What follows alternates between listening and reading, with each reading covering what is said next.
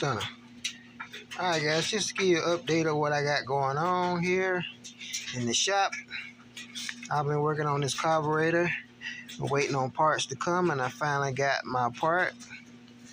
And it is a, I believe it was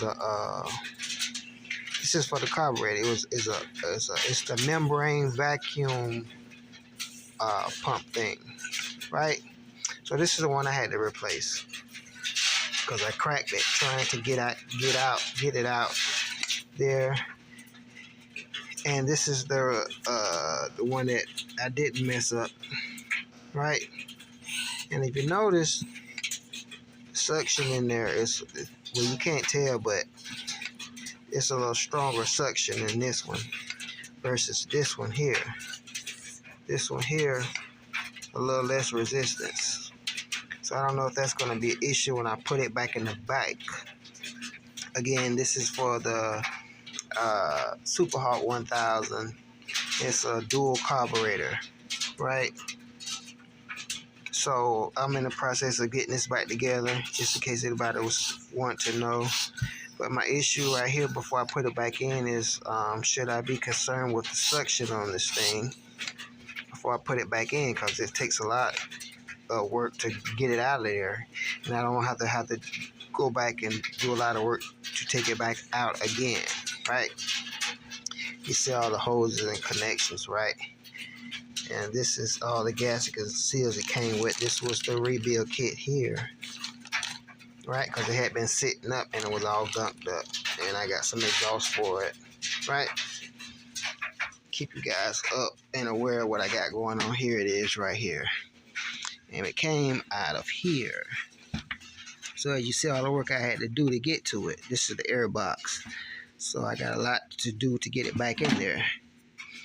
Once I get it put back together, then I can get it started, right? So I got a lot going on.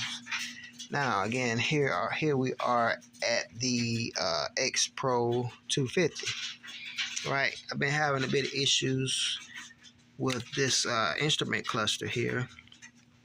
It works and everything, my gears and everything, my indicators work, but my RPMs is not RPMing, and my speedometer is not working. So I don't really have a lot of time to keep going into all that. So what I did was I bought me a speed indicator right here. And this is what I like about this one. This was a couple bucks on Amazon. And it's a plug and play, really. So it basically comes with this cord here. And you plug it into like a UBS connection right here. And it will read your miles per hour. And it'll tell you which direction you're going in. Of course, that's north. And I can play with it and set it to different levels that I want to. Right, it's pretty cool. Like I said, it's a plug and play. Now, think about this: when you turn it off, it's still gonna be plugged into your UPS, USB. So you're gonna have to make sure you take it out, unplug it, or it'll drain your battery. Just so USB. And of course, you want to make your little USB connection and run it to your battery. This is separate. This doesn't come with the speed indicator. That's a setup I already had, right? All right. Now over here to the X Pro. Now a bit of issue I have when I went out on an adventure for a video that I haven't put up yet is my issue I had was my nut came off, right? And the nut that came off was this nut right here. And this is the nut that comes with the bike, right? And the problem with this is when you're hitting the trails and you're bumping up against tree roots and rocks and gravel and hard ground, you're bouncing up and down, this thing starts to loosen up. And what happened was one of them came off. And so what happened was when it came off, it totally dislodged itself from the axle, and this was off, and it ended up bending my rotor here, and you can't really tell. There's a slight bend to it, but if you listen, You can hear the noise that it's making, because what's happening is it's grinding. That rotor is grinding up against the brake pads. And guys, these rotors are very thin. Very, very thin. These are the thinnest rotors I've ever dealt with. As you can see, if you want to get an indication of how thin they are, this is an 8mm ratchet, and that is the rotor. It is pencil thin. It might be a couple of millimeters thick, right? But it's easy to bend. So when it's sliding through the caliper there, it's brushing up against the brakes, causing that winding noise. And the faster it goes, the more noise it makes, and it's annoying. You can hear that. I don't know if you can. See if I can spin it a little faster. Yeah, see, that's the noise right there it's making. So I have to stop it and figure out, either I'm gonna have to replace that rotor, or just deal with the noise. But you can't bend this thing back. It's so thin. I tried to take vice grips and try to twist it a little bit, but it's just so thin that it's not even worth the trouble. Right. So what I did was I replaced these bolts with lock nut bolts, so I won't have this issue in the future. Because you don't want to be out there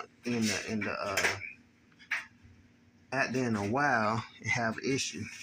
You know, it come with the little toolkit. The toolkit really, well, actually it did, because it did come with the 14mm ratchet, which was able to tighten that one up, but I was still riding around without a bolt. So I think I'm going to take some extra bolts out there, just in case the one on the rear, which I think the one on the rear, I think they're locked in pretty good, so I shouldn't have that issue. But I replaced it with these right here, and if you notice right here on the axle, the actual I guess the shaft here isn't solid. It has a gap in there, and that's by design for some reason. Only thing that's keeping this axle on here is this washer here. If I take this washer off, this thing will just pull. It will just pull out, and that's what happened when that bolt came off. I lost the washer with it, and that's what caused it to come off. So, and I end up, it was weird, because when I fell forward, and this was tilted that way, and that's what kind of bent the rotor a little bit. Luckily, I wasn't going that fast, and I was turning at the time. So that's kind of a weird design right there, to have that gap in there. And I could show you. Well, I guess I can't show you, but that's just weird to have that gap there like that. But that's the way it's designed. So that's the updates I got on it. And I'm gonna do a video on the things I like and the things I don't like about the Hideos B6.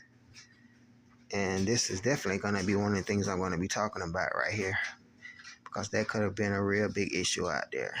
I had driven quite a distance from where I parked, so I'd have been pushing this thing back, because this thing is rough riding manually, like in regular bicycle mode, without the use of the motor. Even with all the gears, it's not fun to ride. So luckily I was able to ride it with just one bolt, because this one, like I said, it doesn't lock, and it came right off. So I got these lock nut bolts on here. I shouldn't have that problem in the field down the road. But stay tuned. Here is the 1800 sitting over here looking pretty. No issues, other than I keep getting that I don't know why my intake air cleaner keeps coming out of there, but I'm gonna figure that out. But it rides good. I'm loving it. People give me compliments on it. No issues. Stay tuned. Stunner.